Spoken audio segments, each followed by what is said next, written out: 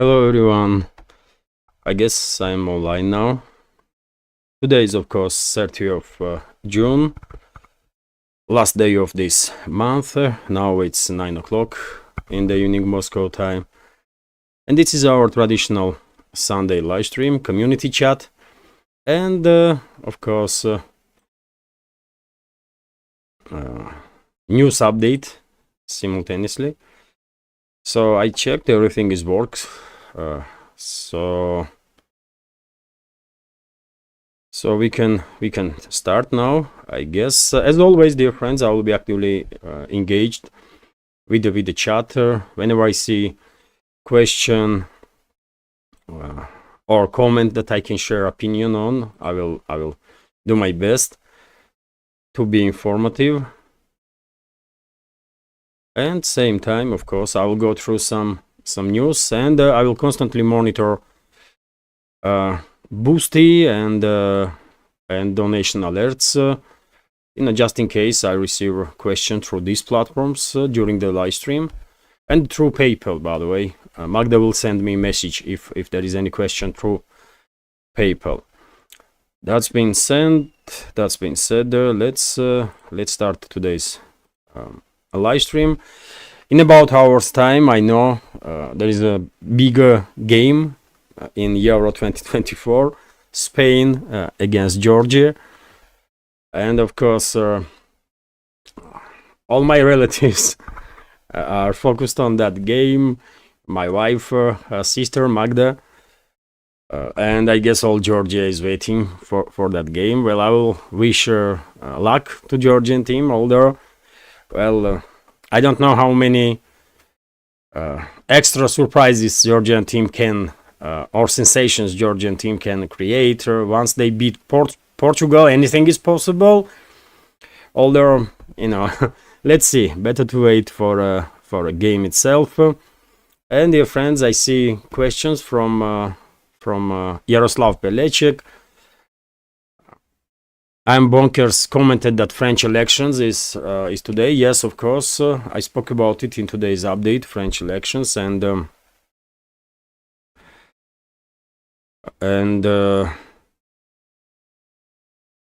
it is quite possible that Macron's party will get on the third place, although probably there will be, this is going to be first tour, then second tour. French elections are quite complex, as any elections really, and let's wait what will happen. Oh, dear friends, I have to transfer, so that's what I have to do. This way I will see all the comments. I don't know why YouTube does this kind of stuff when some comments are on the kind of first page and other ones on the second. Why is that? But anyways, we have a question from Yaroslav Pelechek. What do you think about helicopters UH-1Y and AH-1Z, which is going to use our army of Czech Republic? Can they compete with the Russian machines? I hope they are not the crap like F-35s. Well, these helicopters, they are old generations. They might be modernized ones, but still, design goes back to Vietnam War. That's how old design really is. UH-1 is a good transport helicopter. Maybe not as agile as Russian Mi-8 or Mi-17 qualifications, different types of Russian Mi-8. This is, for example, the helicopter that we are talking about, transport helicopter that can be used in combat operations also, on strike operations also. Good machine, by the way, good helicopter from Bell. Yet again, I'm no military expert, but what I know about aviation tells me that this is, I guess this is a compromise. Czech Republic buy relatively cheap stuff, maintenance going to be cheap, and this helicopter will do its job. It can carry up to 18 military personnel, if needed, probably more. Um, it can conduct some combat routines, ground attack operations if modified on such a way. So it's good. It's cheaper, relatively cheaper, tested by time helicopter. So I would not be too critical of this machine. Why? It does its job, isn't it? And when it comes to this second helicopter that you mentioned, and of course, by the way, design, you clearly can see it's UH-1 design helicopter that is very familiar with Vietnam War. In all the movies about Vietnam, UH-1 is presented, and the same can be said about AH-1Z helicopter. This is Super Cobra, basically. On initial stages, these helicopters were called Cobra, then Super Cobra, now Viper. Changing name don't really changes much, really. It's a Cobra helicopter, light attack helicopter, very capable one, maybe not as capable as Apache, but therefore I guess like 3-4 times cheaper than Apache. So once again, Czech Republic made a decision to, they balance their spending. I guess maintenance of this helicopter will be like significantly cheaper than maintenance of the Apaches, for example. I guess. And also, by the way, it can conduct ground attack operations. It's a good machine. It may be old design, but it does its job. So, I mean, money well spent, I guess, on part of Czech militaries, I will say. I don't know, maybe members of our community have different opinion. Maybe they think both helicopters are just waste of money, but I'm not that critical. I think both helicopters are quite capable ones. That's been said, of course, in comparison to Russian ones, well, I will say that Russians are, for example, Russian Mi-8, Mi-17, of course, are much more agile. For example, let's go and check. Also, old design, by the way. Old design, of course. For example, I mean, old design, but it does its job. Its job, and it has huge resource to be further modernized. So I think, of course, Mi-8, latest variations of Mi-8 probably are better helicopters in general, more capable ones, and that's why probably they are so popular worldwide. They can fly in any condition on different altitudes. But yet again, these helicopters that Czech Republic buy also are good. And when it comes to attack helicopters, of course, I mean, you cannot compare Cobra or Viper to Russian Mi-28 or Ta-52. I mean, these ones are beasts in the game. These Cobras, they're okay, So I will say money well spent. Still, that's a relatively, relatively cheap equipment that suits needs of Czech army. So they know better, isn't it? What kind of weapons they need. So, dear friends, to make sure that I would not miss your question, if you can please use capital letters or capital Q. So Dave H is asking, when is Lavrov going to visit your studio for interview? Of course, a studio. Well, it will never happen.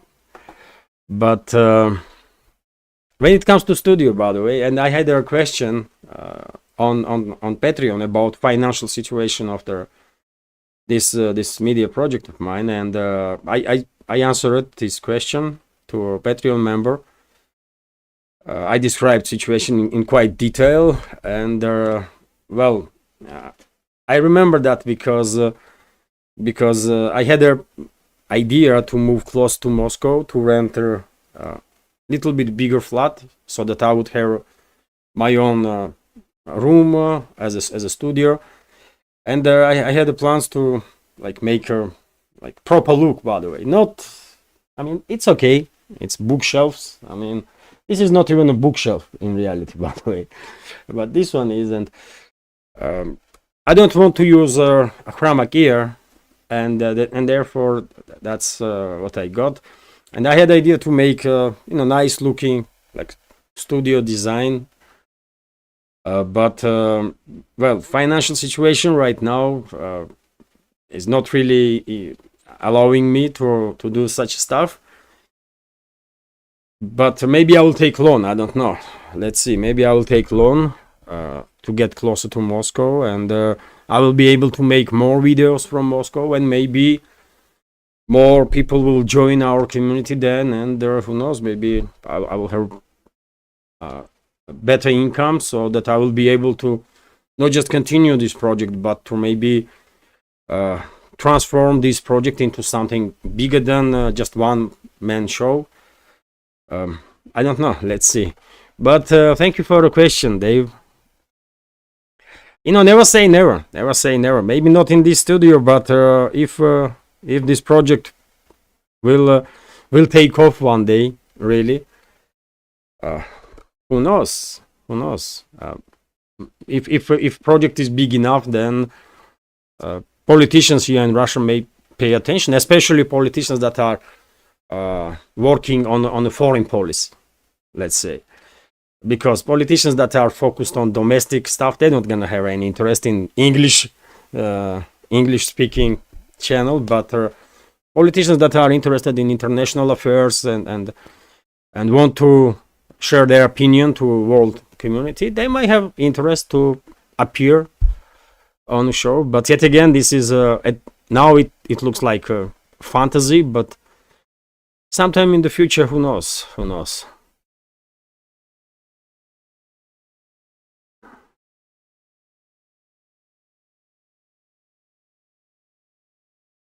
Al Peterson is commenting, Levan, I like the studio currently. I'm used to seeing it. Oh, thank you. Thank you. Yes, I mean, that's what I got, so I cannot complain. But if I'm still thinking about loan. I mean, loans are quite expensive, by the way. Interest rate in central bank is about like 16%, right? And the best you can have now, if you are taking loan from bank, best percentage point is like 20, which is already expensive, and some banks may give you a loan even under high interest rate, like 20, from 20 to 25. So it is expensive. It is expensive, and that's why I'm not yet decided on this. But let's see. But if I manage to move close to Moscow, I will definitely try to create something interesting as a studio, and so that I will be able to maybe do programs with the co-host. So I'm thinking about it, but let's see how it will work out. Okay, right now I see no questions, and therefore, dear friends, of course, once again, thank you all for participating. Hello, and of course, many thanks to all the members of our community that will join later on, or maybe watch this video in a recording. And let's go through some news now. And before I start, by the way, I will check right now in real time some updates on media. Maybe there is some breaking news we don't want to miss. So let's check this also. Breaking news for now is that US bases in Europe are on high alert because of some terrorist threat. This was reported by CNN, and of course Russian media pay attention to this development. Also, by the way, probably many of you already know that Kanye West is in Moscow today. He is in Four Seasons in central part of. He stopped in Four Seasons in the central part of the Moscow on Maneshka area, right next to Kremlin, basically. And I saw some videos, by the way. He has a huge following, seems like, here in Russia. He is a big name, by the way. One of the best rappers of the... one of the best rappers ever, I would say. Producers also. He's big as a producer. Used to be big. Then he get into trouble. He said some quite strange stuff. Let me say it this way. And many people get upset, and you know what is going on in the West. You know, if someone says something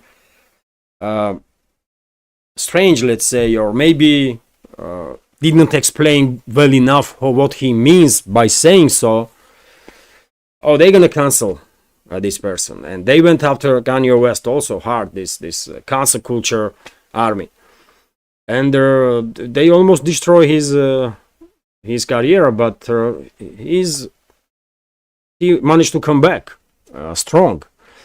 And well, he's in because he was accused being anti-Semite and some Nazi sympathizer or something, man. Some crazy stuff, man. I don't think Kanye West is a anti-Semite or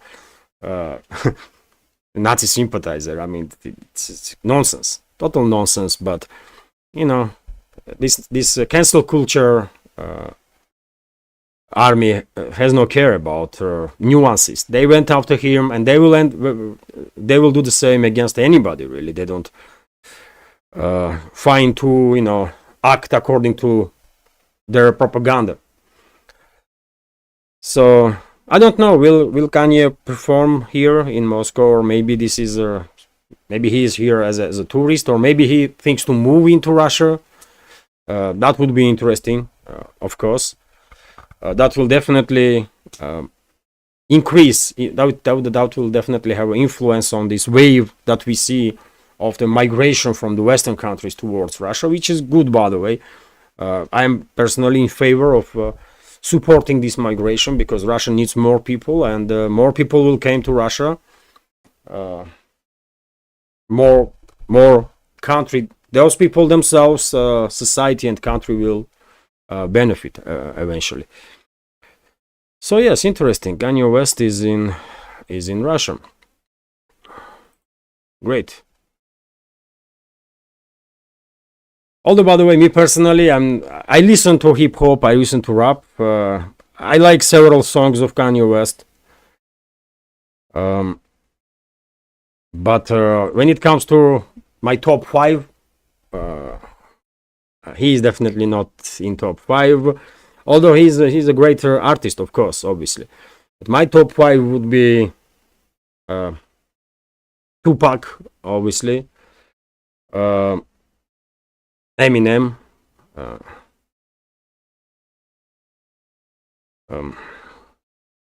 Dr. Dre, by the way. Not just only as a rapper, but also as a producer. I mean, without Dr. Dre, there would be no so many great artists that we know, including Eminem, including 50 Cent, by the way, and all that G-Unit stuff. So Dr. Dre is definitely in top 5. Who else, man? There are so many names, but who am I listening like often? Dr. Dre, Eminem. I mean, Tupac, obviously. Ice Cube, by the way, is big, of course. And I think Ice Cube is a very good person in life. He is an artist, he is an actor. And I think he is a good man in general.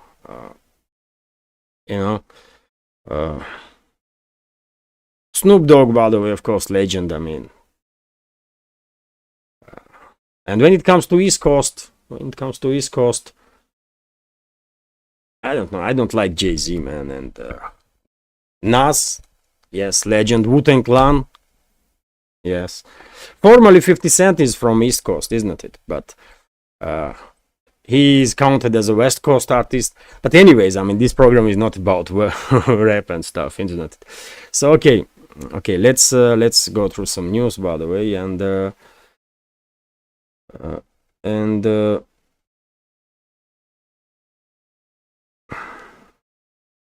Ice Cube is very well respected. Francis Sanchez is saying, yes, I mean, I think he's a great personality in real life. He's a great rapper, a great artist, and from videos that I see, from interviews that I watch, I get that feeling that he must be a good person, you know. So,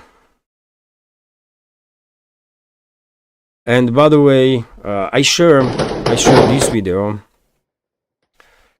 This is you know what, I give you sound. I give you sound. This is Volchansk. This is Volchansk, and a small group of Russian troops, stormtroopers, are, you know, advancing, moving towards some building, and just listen to this sound of bullets, by the way. How intense gunfire is. I cannot hear now because I don't have a microphone, headphones. But you should hear sound. When I was watching this video, I mean, it was quite epic. Not just this. You cannot make it up, man.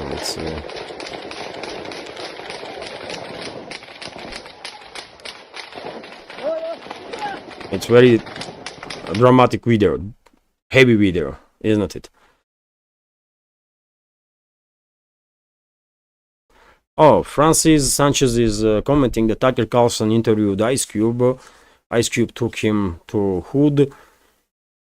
Yes, I mean, great.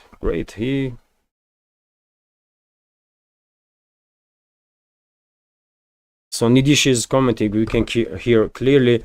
So it is depressing, isn't it, Nidish? And quite horrifying also to hear this sound. And can you imagine you are that stormtrooper that is running through this sea of bullets all around towards its targets, and that's a close combat. That's how close combat really looks.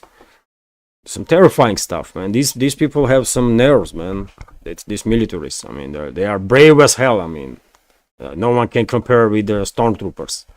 I mean, they're really brave. And the Polish Foreign Minister Sikorski insisted on the game of escalation with Russia, and he also called his Western colleagues to basically steal not just the profits from Russian frozen assets, but frozen assets themselves. Also, okay, do it then, do it. I mean, so many talks about these assets, and as I said many times before, dear friends, they're not gonna stop. Western ruling class see these assets, and they want to steal it. They cannot help themselves, and they will come up with justification. Just give it a time. They will come up with the justifications.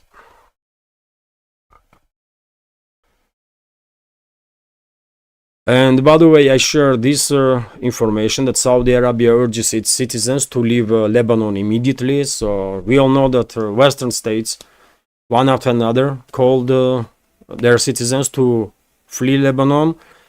And now Saudi Arabia is also calling its citizens to flee Lebanon. Well, I mean, let's hope there will be no full-scale war between Israel and Lebanon, Lebanese Hezbollah. But when you see this type of news, I mean, of course, you cannot be optimistic on that topic. Probably, I mean, if there is agreement between Netanyahu's government and Washington and London that Netanyahu will provoke full-scale war with Lebanon, and US and UK will then, and maybe other NATO countries will get involved and will send their militaries to fight on behalf of Israel. If there is no such agreement, then I don't think Netanyahu's government will dare to provoke full-scale war with Hezbollah. But if there is such agreement, then probably this conflict will happen. And maybe Saudi Arabia knows, not maybe, they definitely know more than we know more, they know more information that is publicly available, and maybe that's why they are calling their citizens to flee Lebanon. Then another hotspot, by the way, I shared this video.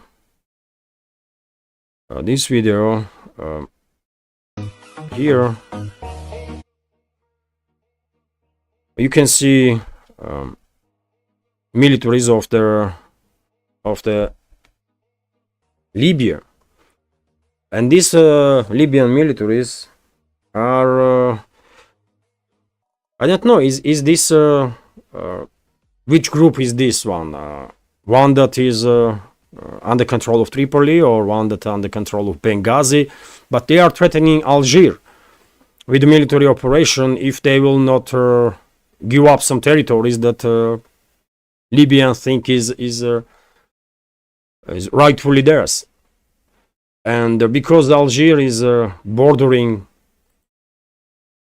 Tripoli's group, part of Libya that controlled by Tripoli. So, this is Algiers, obviously, and these militaries were located somewhere here, and this area is controlled by Tripoli. Libya is divided, of course, on two major camps right now. One is controlled by Tripoli, another by Benghazi, where that Marshal Haftar is based. And I guess because these areas are controlled by Tripoli, I guess they have some issues with Algiers now, and previously, and that is quite surprising, because according to some reports that I read, Tripoli was receiving quite significant support from Algiers in their fight against the Benghazi government. So maybe something happened between these two, Algiers government and Tripoli's government. Anything is possible.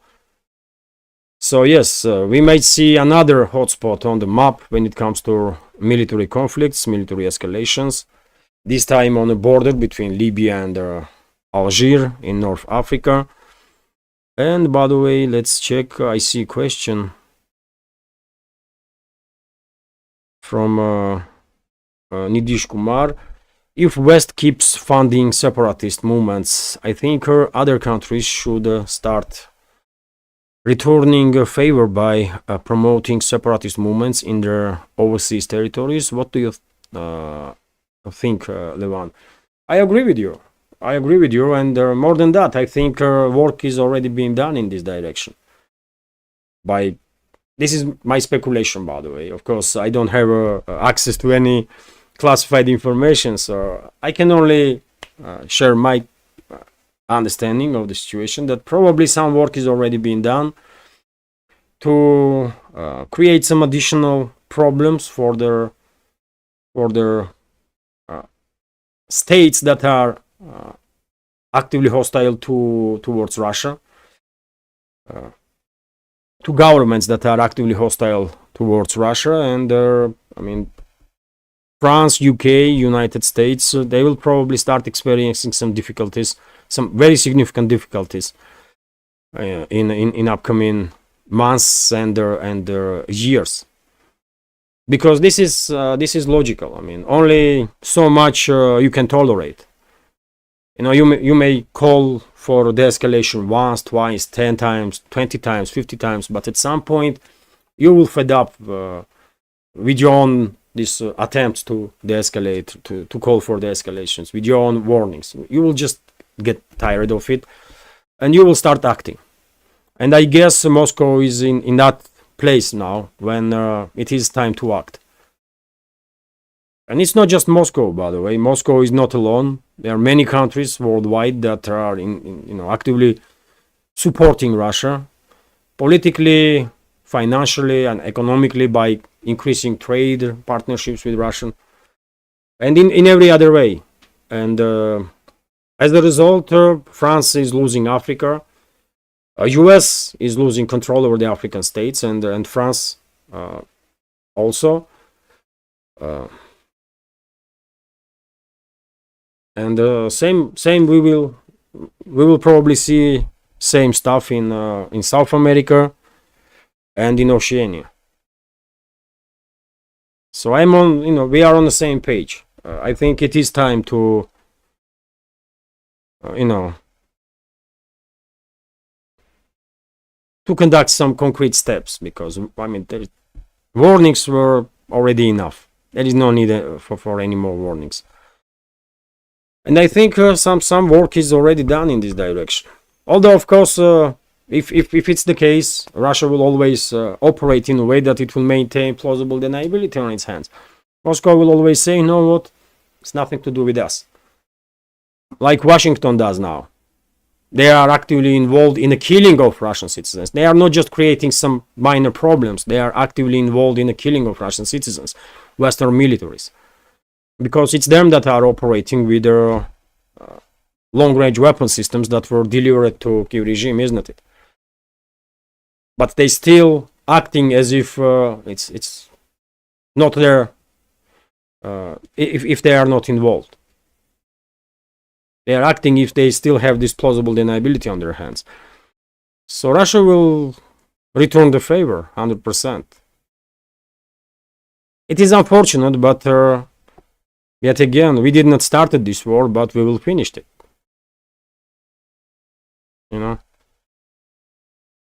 Buncher Dent is asking, is Michelle Obama getting in the US election fray? Well, that's a good question, isn't it? Today, in today's update, I shared this list of Washington Post of some 10 names that may be seen as a replacement for Biden. And among them was Michelle Obama also, and I think she may be chosen to be nominee because Obamas are close to Clintons, isn't it? They are one clan, one may say. And if Michelle Obama is elected, let's say, then well, that will be a huge victory for Clintons, I guess. They will cement their position as one of the biggest movers among Democrats, at least. So yes, I mean Hillary, not Hillary, but Michelle Obama can be seen as a potential candidate. Joseph Roy is commenting, ISIS-K, I know it sounds like a BS story, but it's a fact. They arrested some of Philadelphia, New York, and California.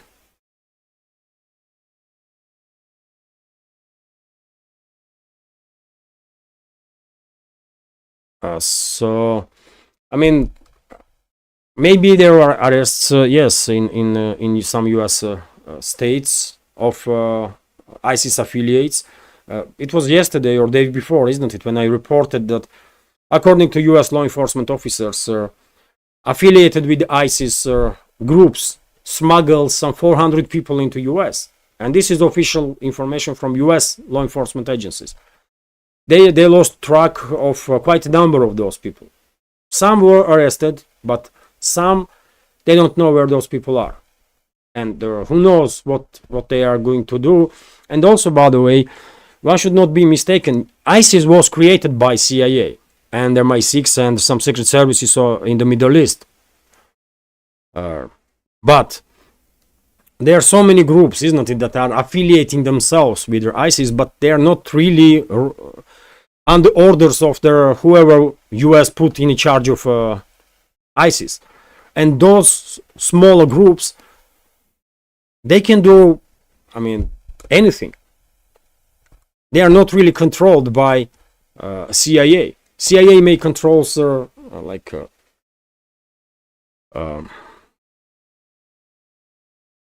decision-making process of IS, because all top IS commanders are CIA assets. When they don't want them, they're just killing them. That's it. And replacing with another puppet. That's a story. Same goes, that's the same story with Al-Qaeda, by the way. It was created by CIA and supported by CIA.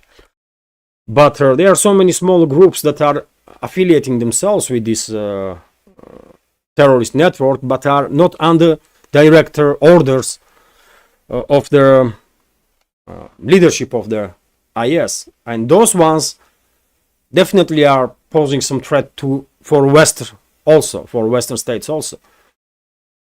Different question is if they will be able to do something, and also many people rightfully are asking questions that how come that ISIS, who declares US and Israel as its main enemy, attacking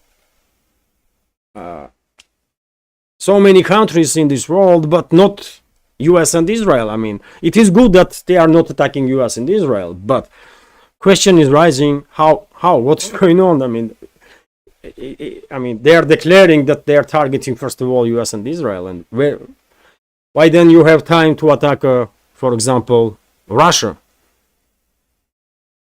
but not attacking groups, sides that you declare as your main enemies?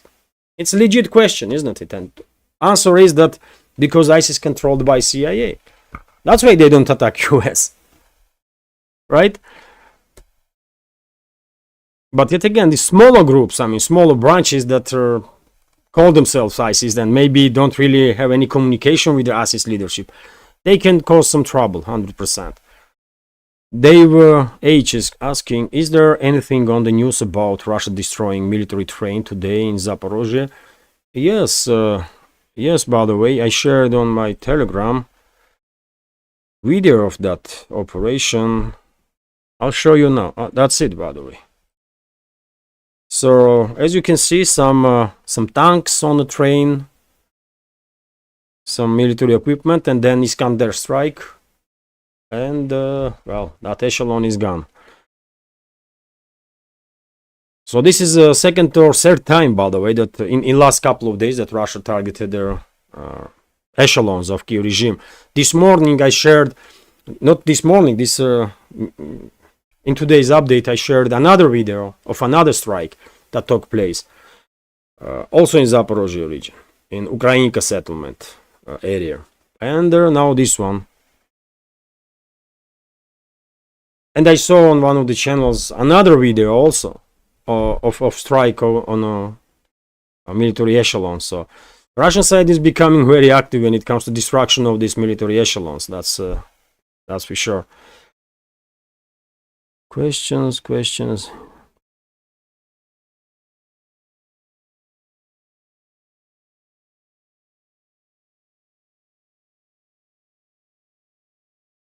Joseph Roy is commenting, there is a big group training in the mountains of Beluchistan. I'm not sure where it is.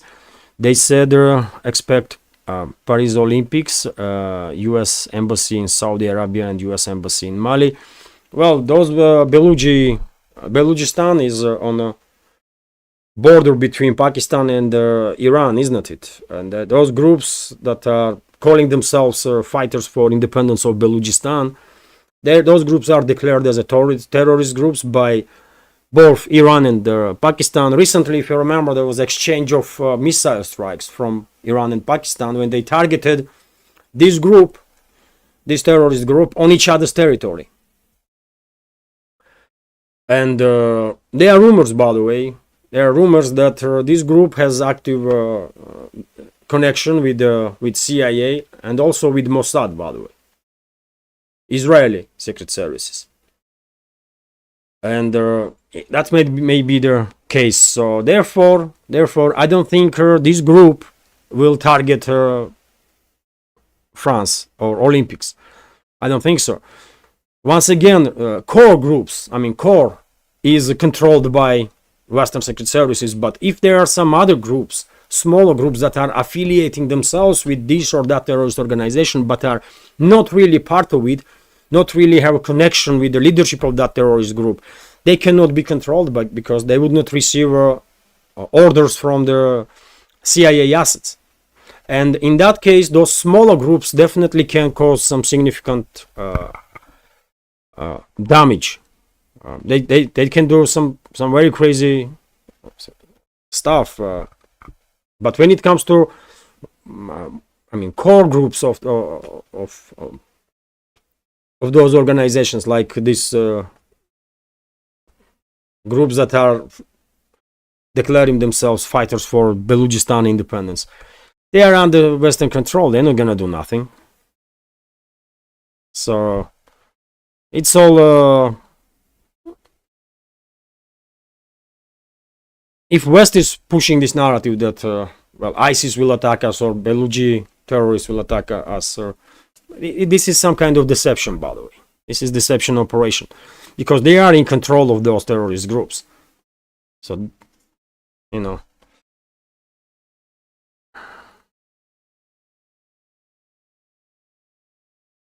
Question: if IDF attacks Hezbollah, will Turkey come in their support? Well, question is from Bancher Dent. I don't know. I don't think Turkey will get involved. No. My personal opinion that Turkey will not get involved. We will hear some strong statements, but Turkey will not get involved in this fight. But Iran will. Iran will. Syria will.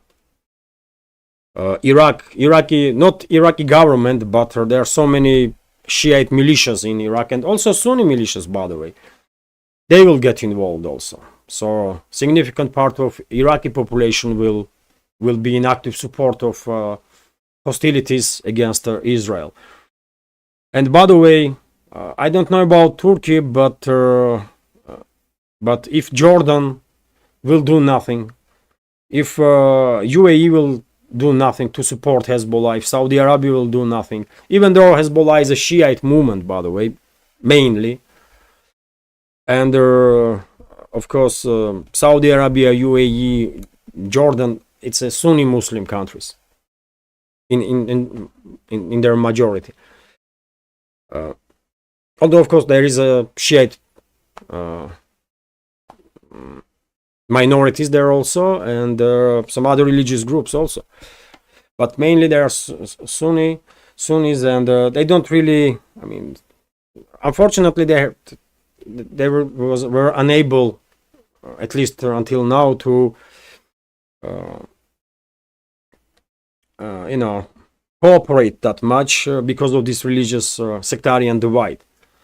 But yet again, if Jordan, Saudi Arabia, UAE, some other regional countries will not support Hezbollah, then probability that there will be some internal disturbances in these countries and even attempts to overthrow governments or overthrow kingdoms in this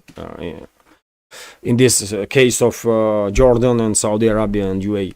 Probability of that will increase significantly, of course, because people there are already unhappy that Jordan's King Abdullah is openly acting as a puppet of West, while there are millions and millions of Palestinians in Jordan, and even non-Palestinian citizens of Jordan are in support of Palestine and want Jordan to become more proactive. I remind you, dear friends, that West Bank used to be part of Jordan, and not just West Bank. West Jerusalem or East Jerusalem was controlled also by Jordan, isn't it, at some point? So Jordan may be now acting as a irrelevant country, but historically speaking, Jordan played a huge role there. And people are not happy with current leadership, and who knows? If Hezbollah is attacked and Jordan does nothing, then people may overthrow their king. Who is not even king of Jordan, really, by the way. He is a puppet of London, and London put him, not him personally, but this kingdom was created by British Secret Service, I will say. Isn't it? So it's not really authentic kingdom, royal family to Jordan. Who those people are, man? They call themselves, I'm the king now. And really, who the hell are you, man? King. Just get out of here. I'm kind of surprised why Jordanians are taking so long to wake up and see that this so-called king is a fucking fool, man. Just get rid of him, for God's sake. So yes, I don't know about Turkey, but Iran will give support, of course. Hezbollah will receive support from number of other countries, also directly or indirectly. But yet again, I mean, if Netanyahu's government has no agreement with Washington and London, I don't think they will start this war against Hezbollah. They may make strong statements, but IDF is in no position to defeat Hezbollah. It's just, it is what it is.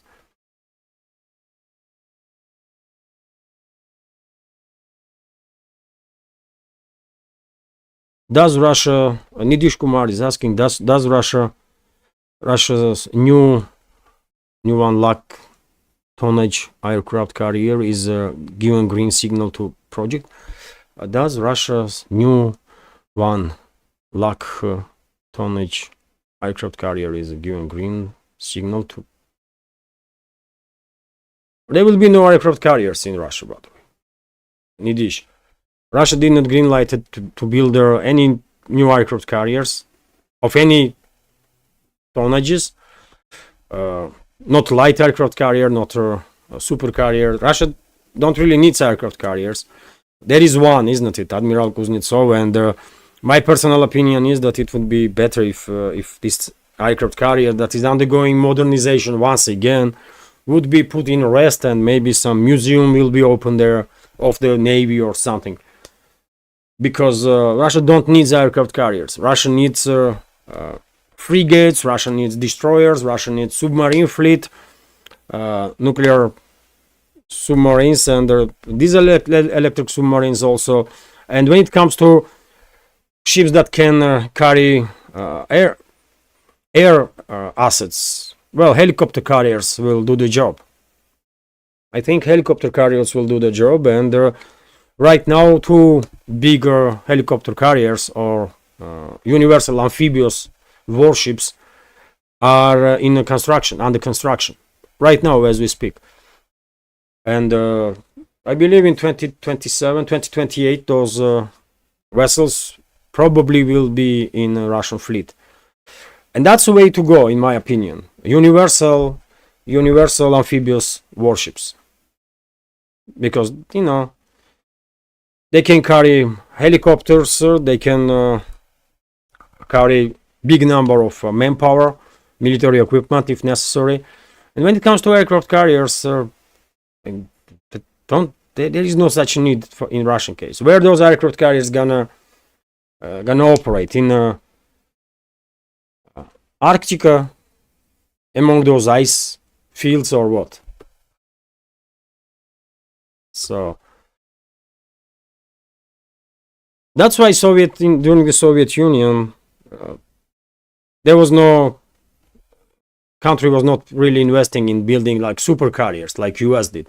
US has different geography, and for US, yes, it's aircraft carriers did play quite significant role and continue to play. But Russia has different geography, and in Russian geography, we don't really need aircraft carriers, in my personal opinion. Helicopter carriers, by the way, universal amphibious warships will do the job of presenting flag of Russian Federation all around the world, and also to demonstrate force whenever it's needed, because these vessels are also very capable ones, and when it comes to this last one that Russia has right now, Admiral Kuznetsov, it's in docks, it's undergoing modernization, and I don't know why so much money being spent on that ship, man. I just don't know. Maybe some people in Russian Defense Ministry thinks that it's kind of prestigious to have an aircraft carrier, and that's why they are still maintaining this vessel. But from practical point of view, as I said, man, helicopter carriers will definitely, they are prestigious also to have. They can be seen as a relatively small aircraft carriers, and also, they can do job. The aircraft carriers not really needed for us. Buncher Dent is asking, Chinese submarine was trailed by Taiwan Navy in the South China Sea. Is it so? Well, I did not read the news about this, but it is possible. It is possible. China has a huge fleet, biggest fleet at this point, I believe, worldwide.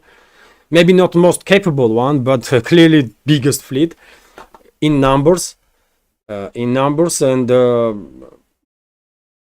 well, from what I read about Chinese submarines, they have some issues with noise. They are too noisy, and if that's the case, then it's gonna be quite easy to track those Chinese submarines. Maybe new generation of submarines will be like less noisier, more quiet ones. But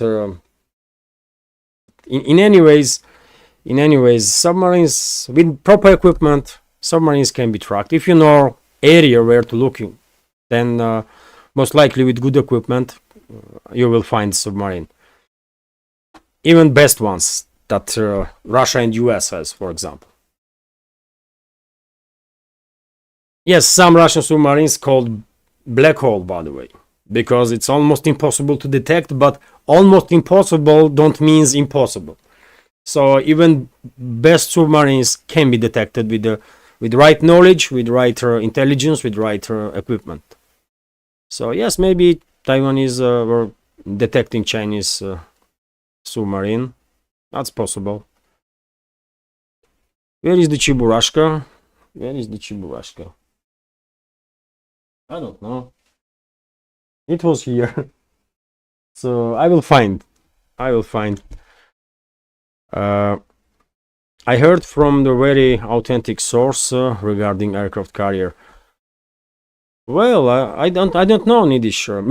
Maybe your source was mistaking universal amphibious warships to aircraft carriers, because I know that there are two universal amphibious warships in the construction right now, and basically they are helicopter carriers. And if Russia had if Russia will, for example, start produces modernized version of their Yak-141. Let me show you that plane, by the way. Some are thinking that Yak-141 is a kind of prototype of US F-35. Many of you probably are familiar with this airframe. By the way, can you see this? It looks something similar to what F-35 does, isn't it? And this plane was in development, by the way, during the Soviet Union. And it is well known that Western experts had the opportunity to inspect these planes. And rumors are that one or two planes were even transferred to one of the US companies.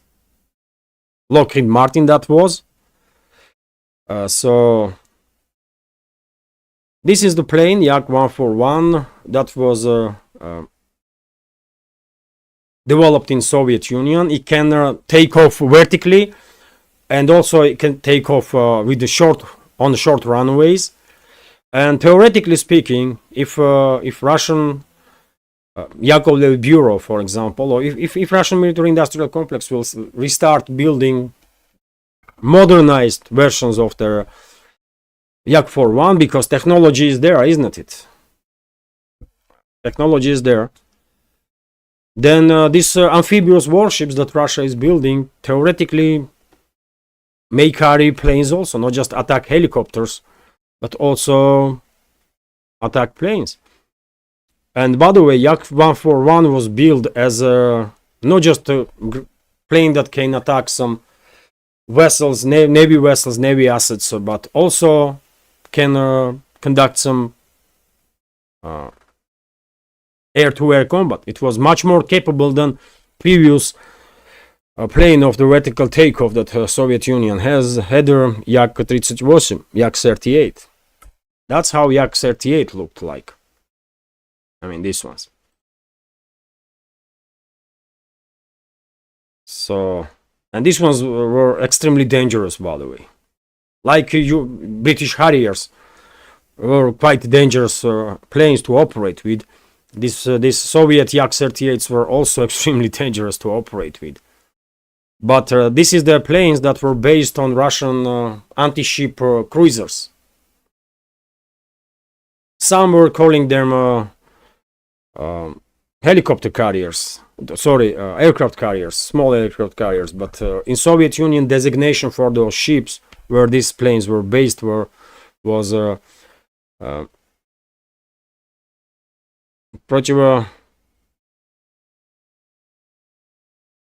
anti-ship cruisers or something like that. They were not called aircraft carriers. And one of those ships, by the way, was sold to India, then heavily modernized, and become a true aircraft carrier. And name is Vikramaditya. Of that, I guess that's the name that India gave to that aircraft carrier as a result. So I don't know. Maybe I missed something, but maybe all these talks about aircraft carriers are about these amphibious, universal amphibious ships. Looks like VTOL. Team Brian Tufuga is saying it is VTOL, by the way. That's what I'm talking about. It's a vertical takeoff and landing planes. And Soviet Union had this technology way before Lockheed Martin started developing its F-35. UK was operating with such planes. Harrier, of course, everyone knows, familiar with Harrier. And Soviet Union had Yak-38s, vertical takeoff and landing planes. And towards the end of Soviet Union, this Yak-141 was developed. Very capable plane, by the way. Still until nowadays, that plane holds several records, by the way, for VTOL planes. Records that have not been beaten, even by F-35. Including speed, I believe. It was a very agile plane, and if Russia will start building those planes again, in modernized version, of course, because so many years passed and technologies are on very different level now. So if Russia will start building VTOL planes, of course they can be located on this universal landing amphibious warships that Russia is building. And they can be seen as a kind of aircraft carriers, but I would not call them that. Team Brian Tufuga is commenting. Su-33 was the Russian naval version of their Su-27. Yes. Su-33s, by the way, were built specifically for that aircraft carrier, Admiral Kuznetsov. It had several names, by the way, before. At some point, Admiral Kuznetsov was called Tbilisi, capital of Georgia, name of capital of Georgia. Now it's Admiral Kuznetsov, and as I said, by the way, it's a nicely looking vessel, obviously, but it constantly experiences some technical issues, and it's a complex vessels, isn't it? Like UK just built 2 aircraft carriers, and both are experiencing some technical issues constantly. It's a very complex vessels, and US, by the way, may have 11 aircraft carriers, or 11, I guess, and only half of them are operational at any time, or less. Exactly because of this complexity of these vessels that brings up always some issues with them. And when you have 1 or 2 aircraft carriers, it is highly possible that your carrier will always experience some difficulties. US has opportunity to at least keep several of them operational at once. But Russia only has 1 aircraft carrier. UK now has only 2. France has only 1. Isn't it? Charles de Gaulle, that's a French aircraft carrier. I believe. Do they have any more? I don't think so. So yes, Su-33s were built to operate from Admiral Kuznetsov. And by the way, Su-30s, modern Su-30 planes, by the way, also have their roots in this Su-33 version, because it's also double-seated. There are 2 pilots in Su-33 and 2 pilots in Su-30. So, of course, as modern Su-30 is a later version, and it's upgraded version, obviously.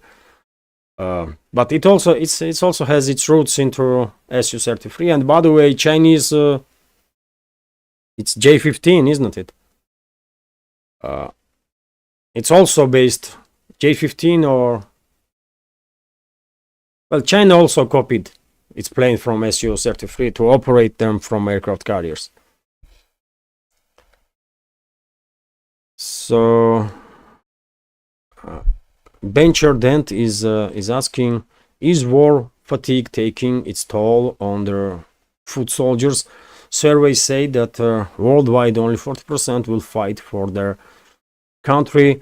Well, of course, people. I can imagine that. I never been in on the front line.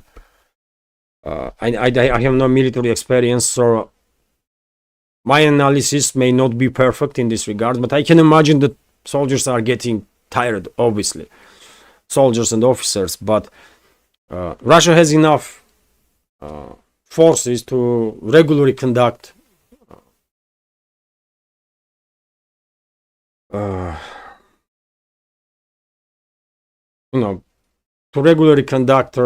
this, to change units on the line of contact. So one unit will not stay on the line of contact longer than certain time, and after that unit will be replaced with another one, and then another one. So Russia has enough forces to do so, while, for example, Kiev regime forces, they're unable really to conduct this rotations regularly.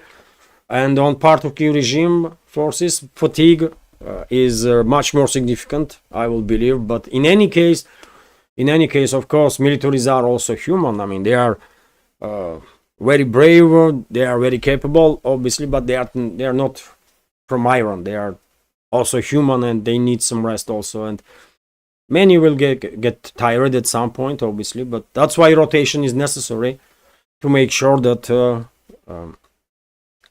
this fatigue will not influence significantly on the battle readiness of the military personnel.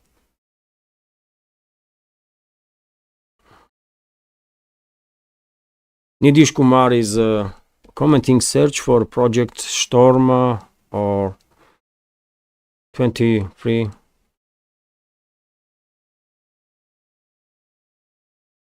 Okay, I will.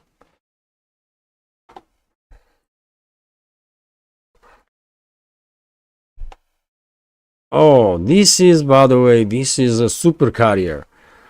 I know what you're talking about. No, this is super carrier. This project was declined, isn't it? There was works on this.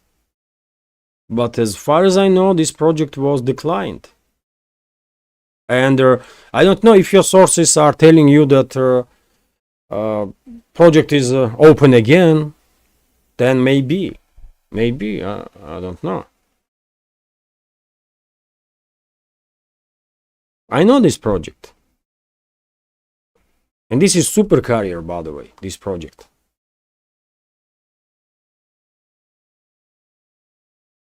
So I'm gonna check after this live stream. I will check. I will try to find out on in Russian segment of internet. Maybe there was some decision made and I just missed it about reopening this project. That will be interesting. But yet again, I'm not gonna change my opinion.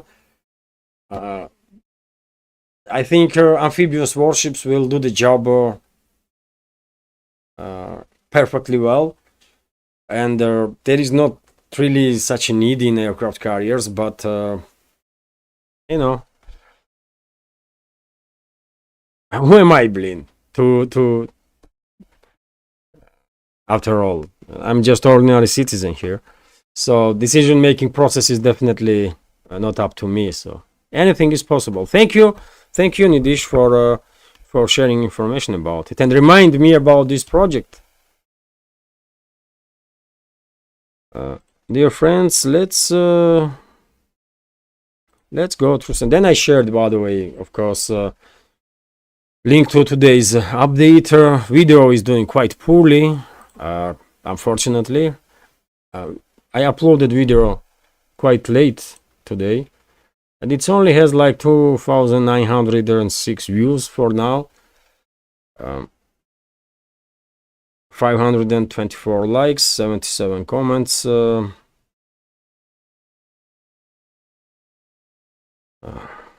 maybe because it's Sunday, I uploaded late, and after all, YouTube's algorithm is not friend of ours, so not really surprising.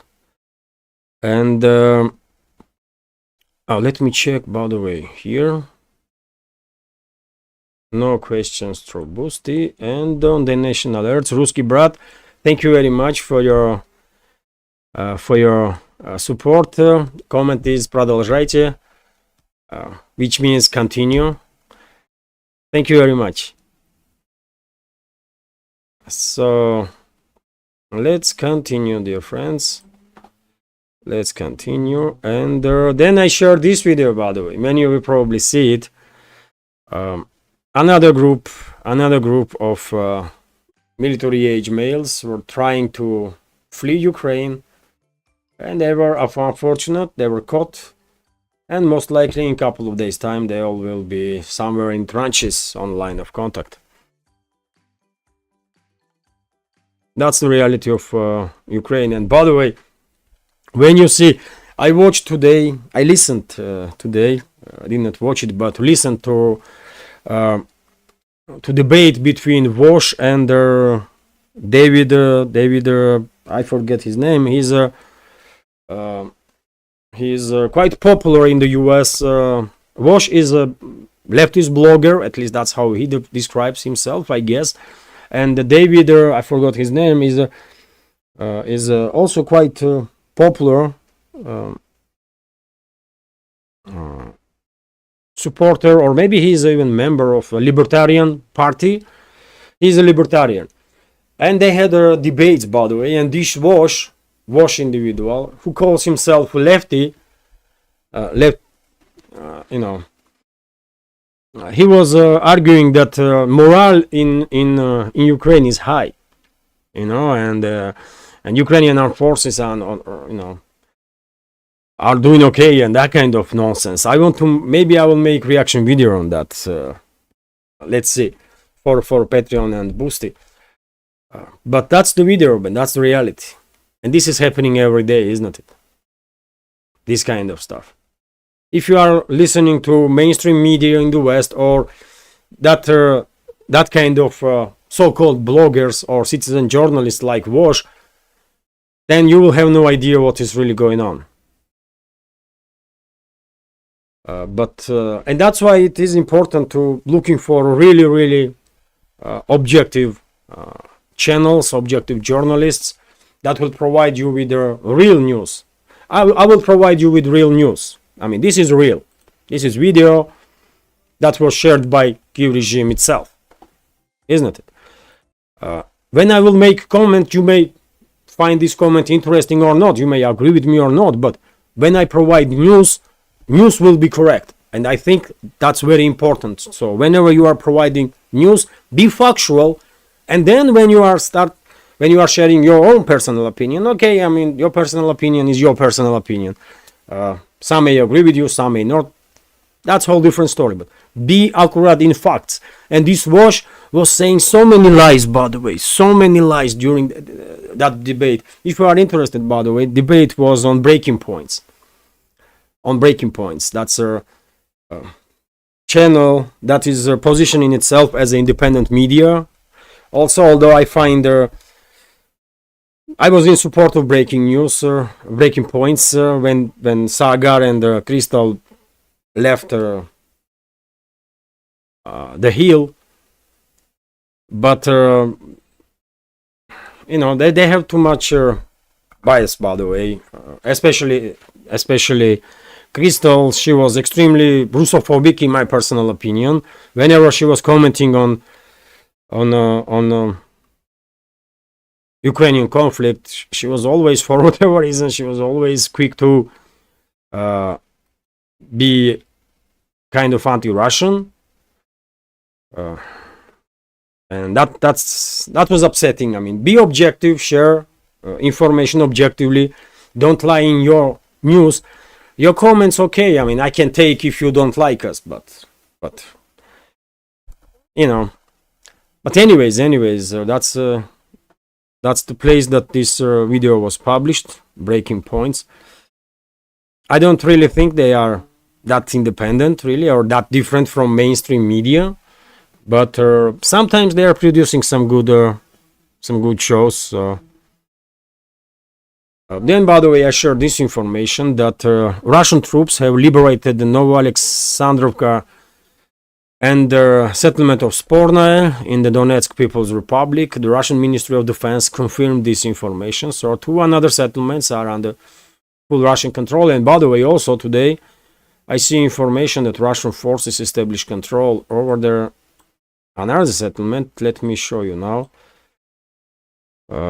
There was reports that Russian forces in Avdiivka direction established control over the settlement of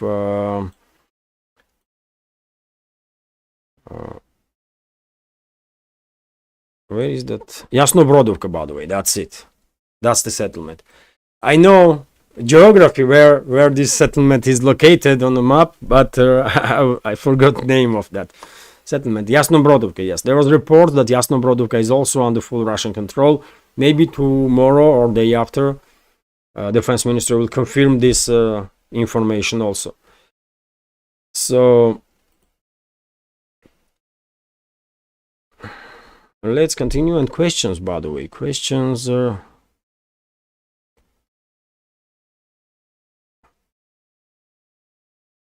Buncher Dent is commenting. Thank you, Levan, for your response. Thank you for your comments, for your activity. Dear friends, these live streams that we have on Wednesday and Sundays, this is basically exactly for this, to exchange opinions in real time with each other.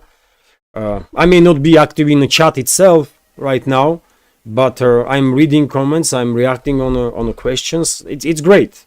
I mean, news. I mean, we have so many news on daily basis, but this experience, I mean, exchange of opinions in real time, I mean, that's really valuable. I think that should be priority, and I'm very grateful for your attention, dear friends. And you know, it's wonderful when I see not just questions, but also when I see that members of our community are exchanging opinions in real time.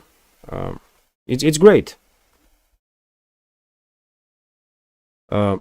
Berlin Card Yard is asking, are there any news about the Ukrainian involvement into their Moscow terror attack? Of course, Russian security services were very clear about it.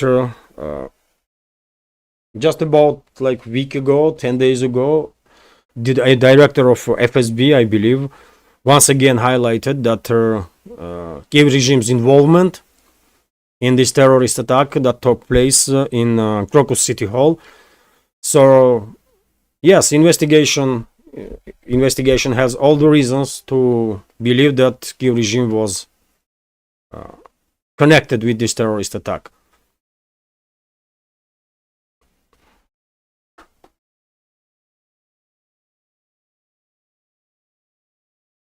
So I see no questions for now, and therefore, oh, by the way, on Boosty, I had I want to thank, of course, Jerry Kogan and Carlos Gaspar for their donations. I did not have a question from them, at least this time, but I received donations through Boosty, and thank you very much, of course. And let's continue. How long is this update? It's already 1 hour and 15 minutes. So I guess because there is no questions, I will go through this news. I will, and by the way, then I share this video. Probably you see it, isn't it? scary video, by the way. Just look at this. This is a test launch of the Chinese analog of the SpaceX Falcon 9 rocket that's supposed to be reusable. Just look at the explosion. And just why these buildings, why residential areas are this close to the launch point? I mean,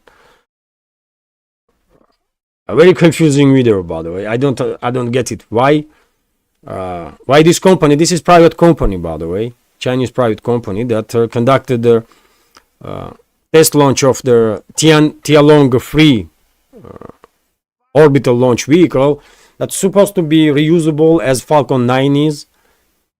This is first stage of that rocket testing flight, but something went wrong. According to reports that I read, onboard computers went off, and as a result, this rocket fell down. But there is so many questions to be asked. First of all, why this launch point is this close from the residential areas? And secondly, why this missile was not detonated in air? Can you imagine level of casualties and destruction if that missile will hit those high-rise apartment buildings in Pravda, though? Wow. My wife just told me that Georgia scored goal against Spain. Unbelievable, man. Unbelievable. Wow. Georgia scored goal against Spain. If Georgia will beat Spain, by the way, wow. I don't know. That will be mega sensation, of course. Mega sensation.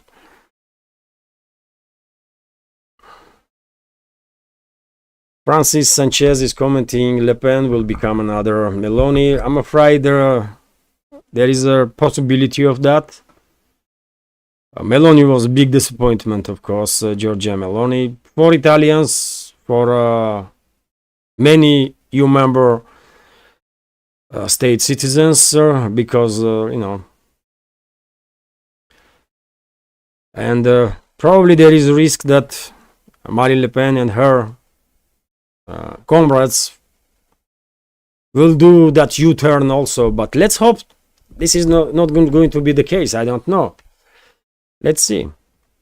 Nidish Kumar is asking, do you know anything regarding Bolivian politics? No, not that much really. I just know that a few years ago CIA conducted a coup and the Bolivian president was removed, and then the CIA asset was defeated, and as a result we have now this leader who is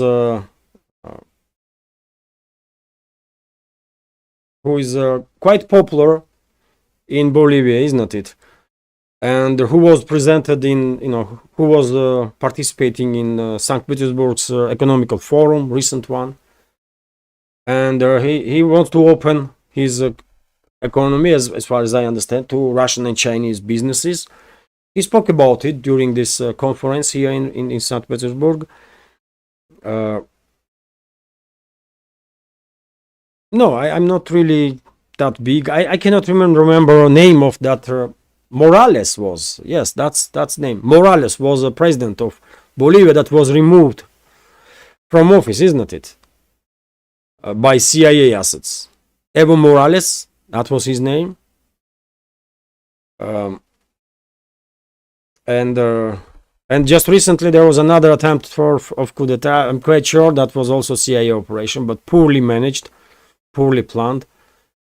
And they will not stop. They will not stop. But also, by the way, when we're talking about Bolivia, of course, we have to mention lithium that Bolivia has. I mean, it's the richest country when it comes to lithium reserves, at least reserves that is already discovered and can be retracted from the ground. So quite understandable that by knowing history behind Washington's operations when it comes to South America or any other region of this world, you may not get surprised that much that they try to overthrow this government that feels like or seems like not really under control of CIA. But no, I don't really know much about Bolivian internal politics. Unfortunately, I mean, I would like to know as much as possible, but you know. Joseph Roy is commenting 32.8% to 28% to 22%. Last year, I heard they said there is a chance Macron drops out. Oh, I guess this is numbers, exit poll numbers from France. If I'm correct, then that means 32% is Marine Le Pen's party, 28% is this bloc of leftist parties, and 22% party of the Macron, I guess. You know, this morning or yesterday I said in an update that there was some studies that were showing that first will be Marine Le Pen's party, then this bloc of leftist parties or left parties, and then Macron's party, and most likely that's exactly what is going to happen.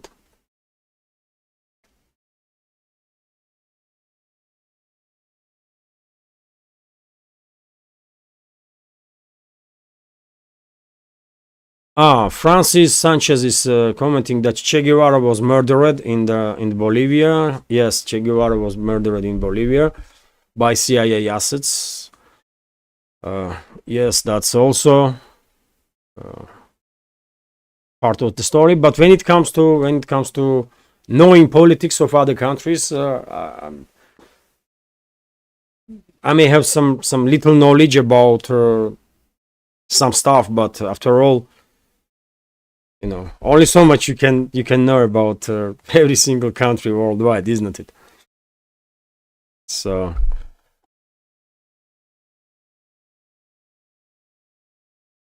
And let's continue, dear friends.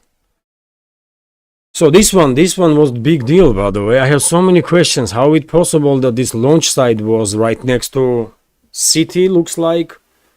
Why this missile, when something went wrong, was not destroyed in the air?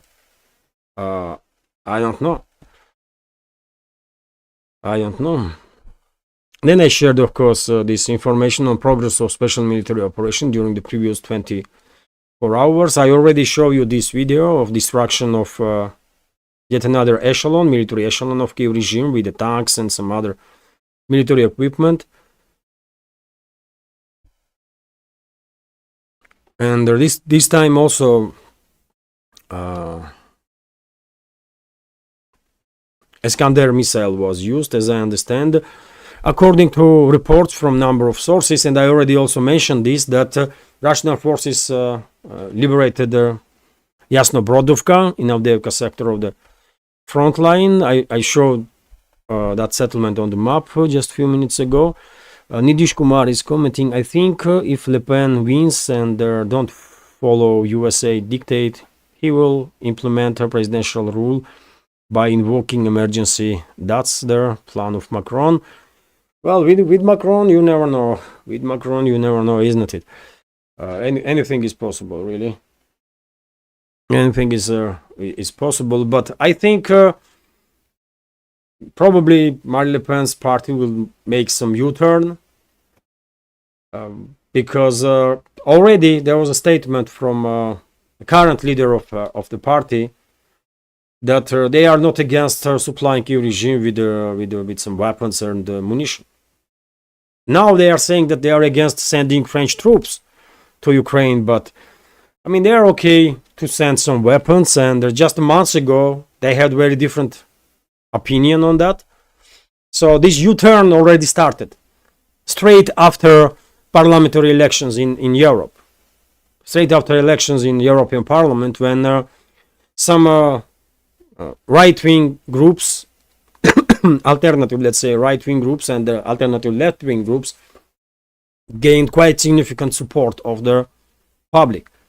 And if Marine Le Pen's party will now end up on the first place in elections, I'm quite sure they will complete this U-turn. to maintain themselves in this position of power, because they know perfectly well US will take them down one way or another, US Secret Services, if they will not obey orders. So they know rules in that game. Andy is commenting, football update, Georgia is, yes, by the way, as I mentioned, my wife just told me that Georgia scored a goal against Spain, which is wow, man. If Georgia beats Spain, that will be definitely super sensation. Oh, military summary starts in 4 minutes. Dear friends, this update is almost 1.5 hours, and if I may, I will end then this program, because majority of us are subscribed to military summary channel also, and of course me personally and many members of our community, of course, watches those updates. So I don't want to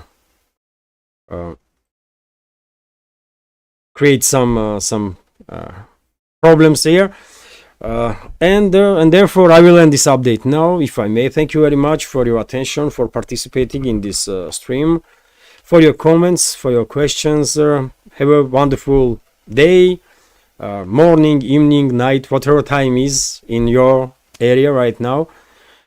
Take care and see you tomorrow. Thank you.